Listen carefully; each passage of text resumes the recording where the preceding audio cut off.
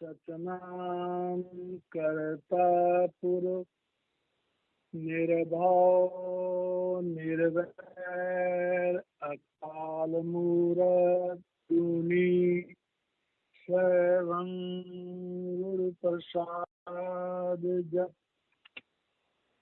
आदि सच जुगादि सच है भी सच नानक होसी भी सच। हम जप जी का स्वाध्याय कर रहे हैं। जप जी के इस मूल मंत्र में उस परमात्मा को सत कहा है, सतनाम। वो परमात्मा अविनाशी है, वो परमात्मा सत है और उस परमात्मा का रूप ज्योति और श्रुति का है। और परमात्मा के इस ज्योति और श्रुति रूप को कोई भी इंसान किसी समर्थ सदगुरु के द्वारा ही ज्ञान प्राप्त करके जान सकता है। और जब कोई सदगुरु में नामदान देता है तो उसके दिए हुए मंत्र को जपने से ही वो मंत्र सिद्ध होता है। और फिर वो परमात्मा जो सृष्टि में स्वयं प्रकट हुआ था, अनंत कालों तक वो इंसानी शरीरों में सदगुरु बन के इस संसार में आता रहा। और आज भी संसार जो है वो प्रभु की उस सत सत्ता से खाली नहीं है। आज भी संसार में सदगुरु के रूप में परमात्मा मौजूद है। और जब तक सृष्टि रहेगी तब तक परमात्मा का वो सत रूप दुनिया में विद्यमान रहेगा। तो इस मूल मंत्र को हम हर पौड़ी के शुरुआत में लेंगे। आज हम दूसरी पौड़ी की शुरुआत कर रहे हैं। हुक्म हो अनाकार हुक्म न कहिया जाए, हुक्मी हो अन जीव हुक्म मिले वडियाई। अब देखिए, जपजी साहब में रूहानियत के सारे राज, सारे खजाने छुपे हुए हैं।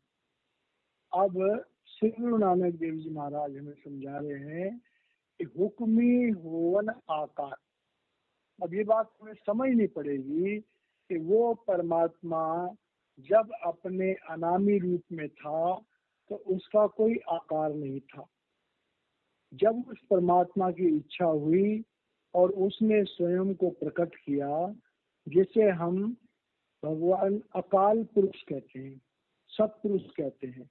तो जब सत्पुरुष ने अपने आप को प्रकट किया तो वो शब्द रूप में और प्रकाश रूप में प्रकट हुआ। जब परमात्मा ने स्वयं को शब्द रूप और प्रकाश रूप में प्रकट किया तो उसके बाद परमात्मा ने एक वो अहम बहुश्याम और अपने अनंत रूप बना दिए। और अनंत रूप बना करके और उसने अपने ही रूपों को विस्तार में लिया। और जब अपने ही रूपों को विस्तार में लिया तो पहले बना सचखंड का देश। तो सचखंड के देश में परमात्मा के अनंत रूप थे, लेकिन परमात्मा में ही समाये हुए थे। फिर प्रभु की इच्छा हुई कि मैं आगे रचना रचूं। तो प्रभु ने जो अपने अनंत रूप बनाए थे उनको पहला शरीर दिया, जिसे हम निरामय कोश कहते हैं।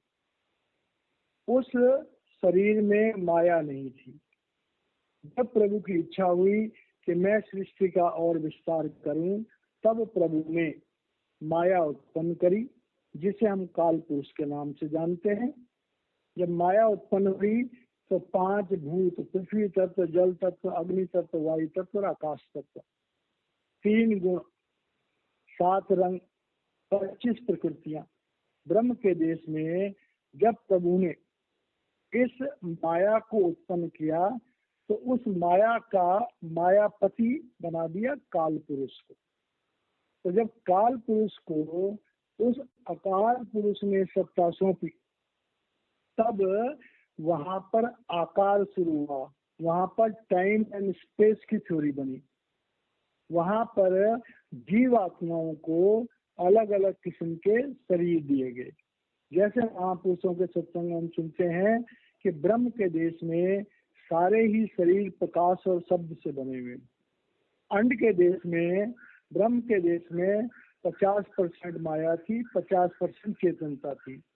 सारी आत्माएं प्रभु से जुड़ी हुई थी, प्रभु को जानती थी, सिर्फ प्रभु से अभेद था। तो जो काल पुरुष थे उन्होंने जीवों को अपने काबू में करने के लिए उन्हें दो रूपों में बना दिया, स्त्री रूप में, पुरुष रूप में। तो स्त्री और पुरुष रूप में बना करके उन आत्माओं में भ्रम पैदा कर दिया।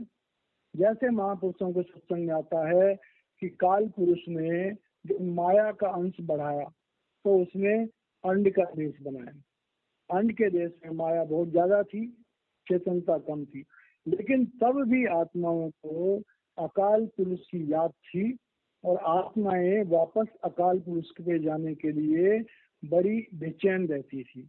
अब काल सत्ता ने सोचा मैं ऐसे देश का निर्माण करूं जहां पर आत्माएं उस परमात्मा को भूल जाएं। तो काल पुरुष ने अकाल पुरुष की अखंड साधना करी और अकाल पुरुष से वर प्रदान किया कि ऐसे देश का निर्माण करूं जहां पर पूरा राज काल का हो और वहां पर चेतनता सिर्फ आत्मा के रूप में हो, जिससे कि काल सत्ता जो है वो जीवों पर कमांड कर सके। तो यहाँ पर गुरु साहिबान कह रहे हैं कि हुक्मे होवन आकार हुक्म न कहिया जाए।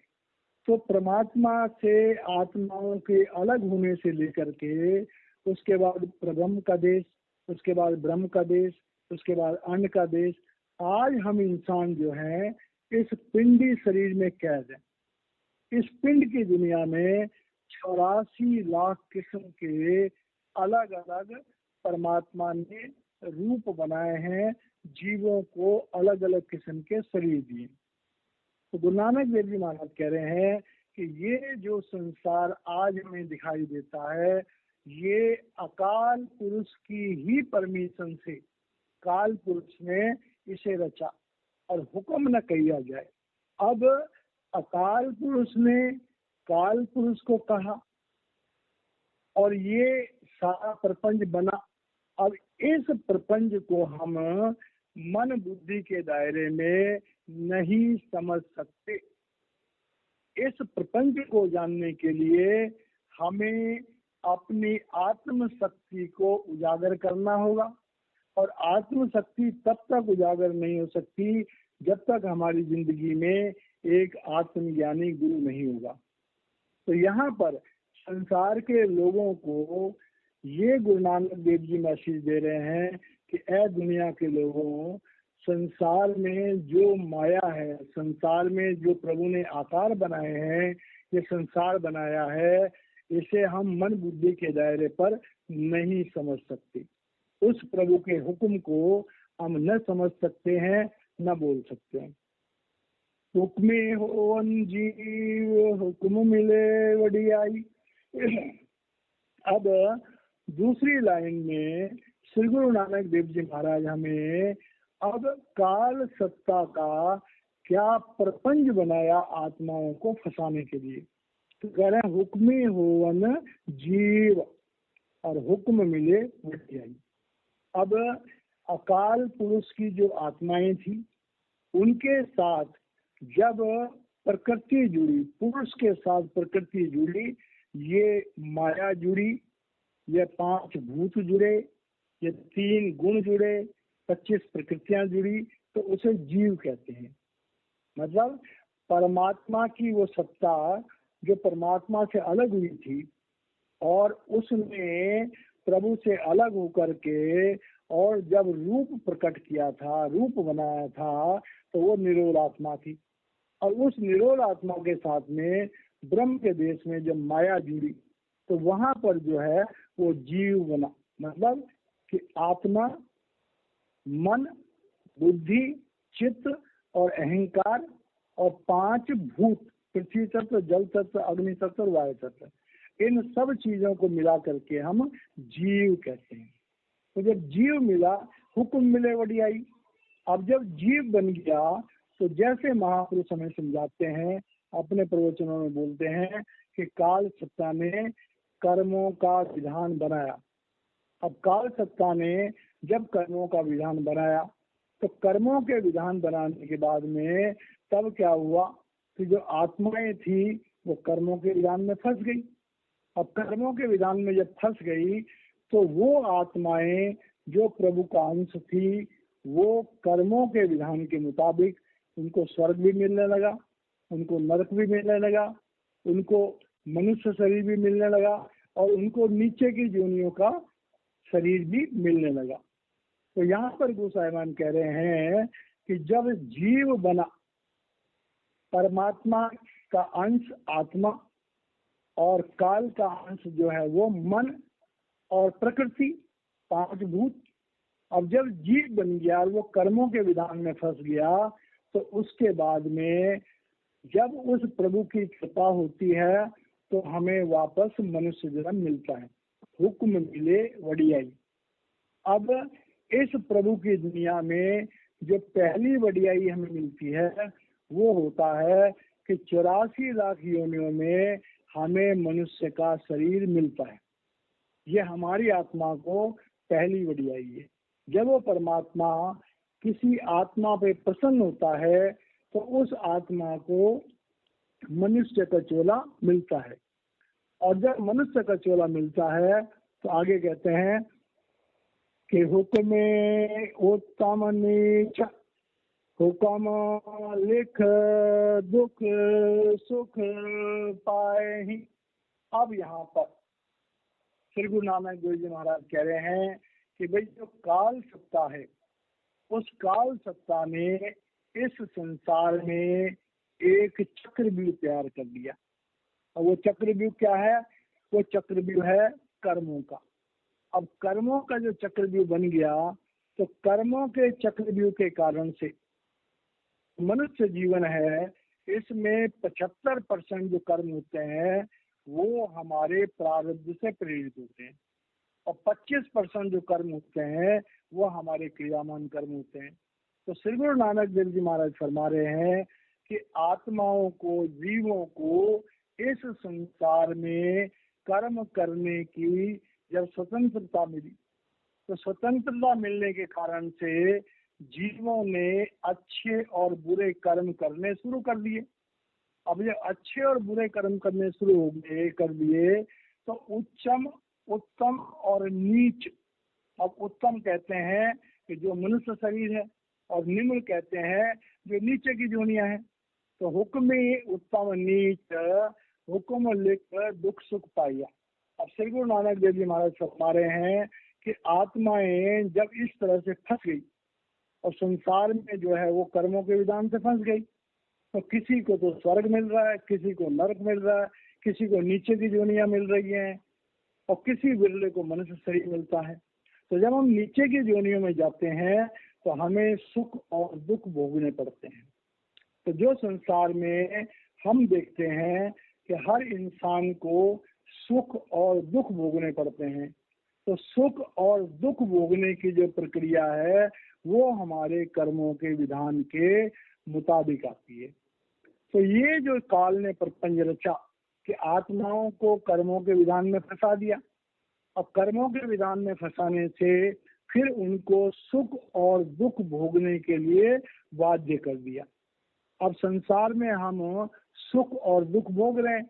अब जब सुख और दुख भोग रहे हैं तो एक ना हुक्मी बख्शीस, एक हुक्मी सदा भवाई। अब श्री गुरु नानक देव जी महाराज फरमा रहे हैं कि परमात्मा ने जब मनुष्य का चोला बनाया तो मनुष्य के चोले में 75% कर्म प्रारब्ध से प्रेरित है, मजबूर है कर्मों को भोगने के लिए, लेकिन 25% कर्म जो है हमें फ्री विल है। 25% कर्म करने की हमें स्वतंत्रता मिल गई। और जब हमें स्वतंत्रता मिल गई तो कह रहे हैं एक ना हुक्मी बख्शिश। अब ये बात बड़ी समझने वाली है कि मनुष्य जन्म प्राप्त करके जिस जीव की किस्मत में किसी सच्चे सदगुरु का मिलन होता है, जब हम किसी सच्चे सदगुरु से मिलते हैं, और सच्चा सदगुरु कौन है कि जो परमात्मा को जानता हो, परमात्मा से मिला हो, जो हमें परमात्मा से जोड़ सकता हो। तो श्री गुरु नानक देव जी महाराज फरमाते हैं कि जब जीव को किसी सच्चे सदगुरु से मेल होता है, मिलाप होता है, तब जीव को वो आत्मज्ञान की शिक्षा मिलती है कि जिससे हम मोक्ष प्राप्त कर सकते हैं। हुक्मी एक ना हुक्मी बख्शिश, तो वो रूहें हैं जो मनुष्य जन्म प्राप्त करके सत्संगों में इंटरेस्ट लेती हैं, सेवा में इंटरेस्ट लेती हैं, परमार्थ में इंटरेस्ट लेती हैं, अपने जीवन को सुधारने में इंटरेस्ट लेती हैं। जब हम अपने धर्म स्थानों में जाते हैं, परमात्मा को जानने का प्रयास करते हैं, निष्काम सेवा करते हैं, दसवांश अपनी कमाई का परमार्थ में लगाते हैं, दसवांश अपने समय का परमार्थ में लगाते हैं, सत्संग सुनते हैं, भजन सिमरन करते हैं, तो जो आत्माएं मनुष्य जीवन पा करके अपने 25% जो क्रियामान कर्म होते हैं, जब उनको अपनी आत्म जागृति के लिए इस्तेमाल करते हैं, तो एक ना हुक्मी बख्शिश, तो गुरु कृपा होती है, उनको सच्चे गुरु से मिलाप होता है और सच्चा गुरु उन्हें जन्म और मृत्यु के चक्कर से मुक्त कराने की विद्या देता है। तो जो भगवान गुरुएं होती हैं, जिन पर परमात्मा विशेष कृपा करता है, उनके जीवन में एक सच्चा सदगुरु आता है, उन्हें सत्संग सुनने का मौका मिलता है। वो जो है परमार्थ के रास्ते पर चलने में उन्हें खुशी होती है, वो दूसरों का भला करने की कोशिश करते हैं। और ऐसी जो आत्माएं होती हैं, तब उनके जीवन में एक बदलाव आता है। और बदलाव क्या आता है? तब उन्हें पता लगता है कि ये संसार नाशवान है, अविनाशी आत्मा है, अविनाशी परमात्मा है, और हमें मनुष्य जीवन पा करके और तब मनुष्य जीवन का फायदा उठाना चाहिए। कुर्बानी में आगे आएगा कि भई परापत मानुख देहुरिया, गोविंद मिलन की एह तरी वरिया, अवर काज तेरे किते न काम, मिल साध संग भज केवल नाम। तो ये समझ जो है हमें तब आती है जब हमारे जीवन में किसी सच्चे सदगुरु से हमारा मेला होता है, या हम किसी सच्चे सत्संग में बैठते हैं, हमारी जिंदगी में सत्संग सुनने का मौका मिलता है। तो जो लोग गुरु से जुड़ जाते हैं, सत्संग से जुड़ जाते हैं, उनका नबेड़ा होना जरूरी है। वो जन्म और मृत्यु के चक्कर से जरूर मुक्त होंगे। और एक ना हुक्मी बख्शीश, एक हुक्मी सदा भवाई। और वो इंसान जो मनुष्य जीवन पा करके परमात्मा की तरफ नहीं जाते, अपने धर्म स्थानों की तरफ नहीं जाते, धर्म के मर्म को नहीं जानते, सेवा में नहीं लगते हैं, गुरु साहिबान कह रहे हैं उनको बार बार जन्म लेना पड़ेगा, बार बार मरना पड़ेगा, बार बार जन्म लेना पड़ेगा। और कितने दिनों तक, कितनी जोड़ियों में, सैकड़ों हजारों जन्म उनको लेने पड़ेंगे, तब भी उनका निवेड़ा नहीं होगा, क्योंकि कर्मों का विधान तो कभी खत्म होता नहीं है। तो कर्मों का विधान तो तभी खत्म होगा जब हम किसी सच्चे सदगुरु से जुड़ेंगे। और सच्चे सदगुरु से जब हम जुड़ेंगे, तब वो सदगुरु जो है हमें कर्मों के विधान से मुक्त कराने की कोशिश करेगा। तो कह रहे हैं कि इंसान को मनुष्य जीवन पा करके आत्मज्ञान की तरफ जरूर जाना चाहिए। हुक्म अंदर सबको, बाहर हुक्म न कोई, नानक हुक्मे जे बुझे, ताहो में कहे न कोई। अब ये बात बड़ी गहराई से समझने वाली है। प्यारे भाई और बहनों, जो भी भाई बहन सत्संग को सुन रहे हैं, हम सब बड़े भाग्यवान हैं कि हम पहली पातशाही श्री गुरु नानक देव जी महाराज जी की इस पवित्र रचना जप जी की इस दूसरी पौड़ी में जो हमें समझ आ रही कि हुक्म अंदर सबको, ये बात हमें समझनी होगी कि परमात्मा की इच्छा के बिना पत्ता भी नहीं मिल सकता। हमारा जो जीवन है ये हमारे प्रारब्ध कर्मों से प्रेरित है। जैसे हमने पिछले जन्म में कर्म किए होंगे, पहले बने प्रारब्ध और फिर बना शरीर। तो जो हमें ये जीवन मिला है, हमें इस जीवन को समझना होगा, अपने जीवन को सही ढंग से निभाना होगा। प्रभु ने जो हमें दुनियावी रिस्पॉन्सिबिलिटीज दी हैं, हमें उनको बहुत अच्छी तरह निभाना होगा। जो भाई बहन सत्संग को सुन रहे हैं, इस बात को अपनी गांठ बांध ले कि प्रभु ने हमें शरीर दिया, ये उसकी इच्छा। प्रभु ने हमें अच्छा बुरा शरीर दिया, ये उसकी इच्छा। परमात्मा ने हमें अच्छे बुरे हालात दिए, ये उसकी इच्छा। परमात्मा ने हमें अमीरी गरीबी दी, ये उसकी इच्छा। तो जो भी संसार में हो रहा है, हुक्म अंदर सबको, ये तीनों लोग जो चल रहे हैं ये परमात्मा के हुक्म से चल रहे हैं। और वो इंसान जो परमात्मा की रजा में राजी रहता है, तेरा बहाना मीठा लागे। हमें परमात्मा ने जो जीवन दिया, जो हालात दिए, जैसे हालात दिए, हमें उसमें संतोष महसूस करना चाहिए। परमात्मा के रास्ते पर ये पहली सीढ़ी है। तो हुक्म अंदर सबको, बाहर हुक्म न को। अब इस बात को हमें समझना होगा कि सचखंड से लेकर के और इस पिंड के देश में सारी रचना प्रभु का ही विस्तार है। प्रभु ही कण कण में व्याप्त है। प्रभु के बिना एक जरा भी संसार में नहीं है। तो जब हम उस परमात्मा से प्यार करते हैं और जब हम ये जान जाते हैं कि ये सृष्टि परमात्मा ने बनाई, इस सृष्टि को परमात्मा चला रहा है, अच्छे बुरे हालात परमात्मा की इच्छा से होते हैं, हमें सुख दुख परमात्मा की इच्छा से होते हैं, अगर हमें कोई भलाई हम चाहते हैं वो भी परमात्मा की कृपा से होता है, अगर हम सत्संगों की तरफ चलना चाहते हैं वो भी परमात्मा की कृपा से होता है। तब हमारे अंदर ये भाव आता है कि वो परम पिता परमेश्वर जो सर्वव्यापी है, सर्वशक्तिमान है, हम उस परमात्मा की शक्ति से जुड़े।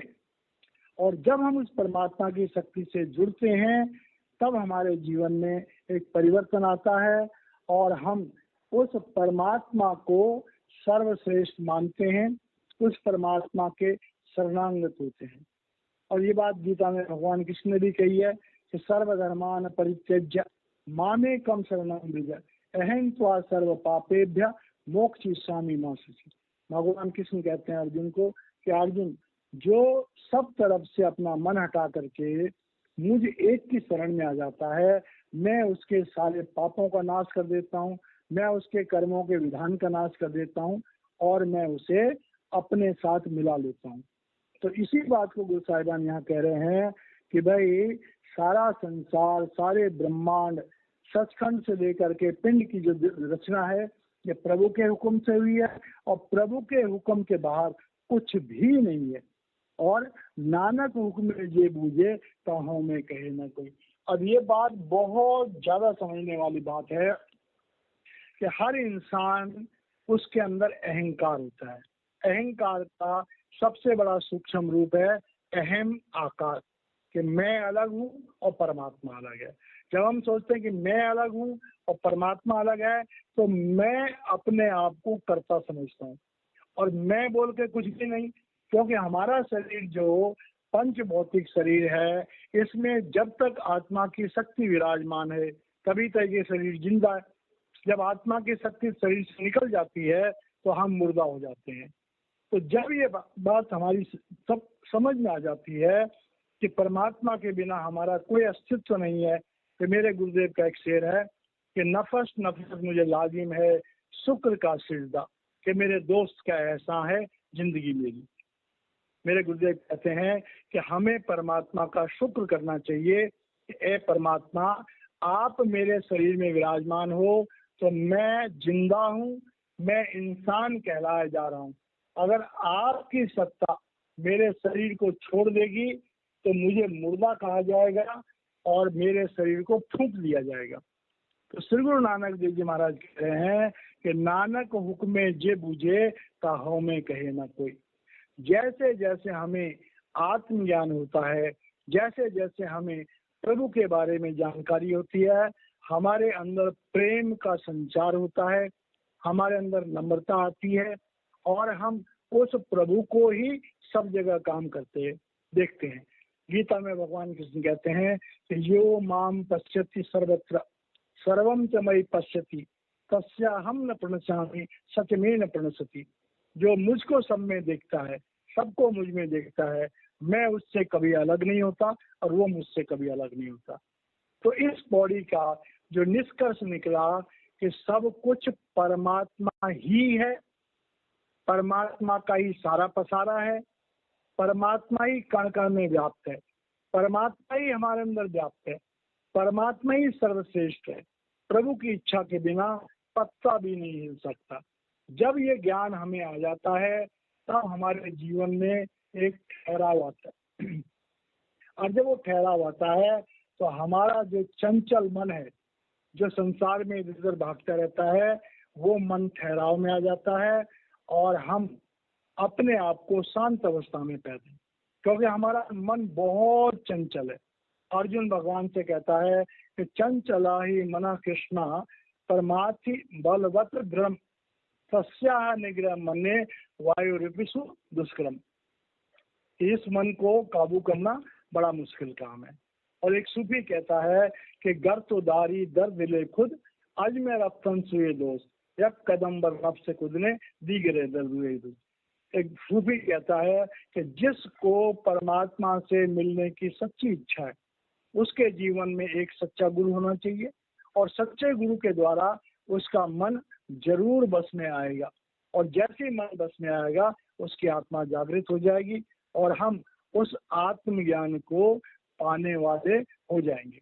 तो इस तरह से ये हमारी जो है दूसरी पौड़ी थी, और इस पौड़ी के द्वारा हमें ये समझ आता है कि हमारी जिंदगी में एक आत्मज्ञानी गुरु जरूर होना चाहिए। हम आत्मा ज्ञानी गुरु से दीक्षा लें। आत्मज्ञानी गुरु जो है हमारे संचित कर्मों का नाश करे, हमें 5 नाम का सिमरन दे, हमें ज्योति और श्रुति से हमारा कांटेक्ट बनाए, हमारा लेखा जमराज से फाड़े, हम दोबारा जन्म भी लें तो मनुष्य जन्म से नीचे नहीं जाएं। गुरु अपने नूरी स्वरूप को हमारे आज्ञा चक्र पर स्थापित करे और कदम कदम पे वो गुरु जो है हमारी संभाल करे और हमें अध्यात्म के रास्ते पर आगे बढ़ने में हमारी मदद करे। तो इस तरह से संसार में कहीं ना कहीं कोई ना कोई सच्चा गुरु जरूर होता है। हम जिन गुरु महाराज को जानते हैं वो सावन कृपाल रूहानी मिशन के मौजूदा सदगुरु संत राजेंद्र सिंह जी महाराज हैं, जिनको हम कृपाल बाग में, कृपाल आश्रम में वो विराजमान रहते हैं। जब कभी हिंदुस्तान में आते हैं तो बहुत सारे लोग जो हैं जो जाकर के उनके दर्शन करते हैं और उनसे आत्मज्ञान की शिक्षा लेने का सौभाग्य प्राप्त करते हैं। तो हमें उन सच्चे महात्माओं से जरूर मिलना चाहिए और तभी हमारा कल्याण होगा। इन्हीं शब्दों के साथ मैं वाणी को विराम देता हूँ। जय महाराज।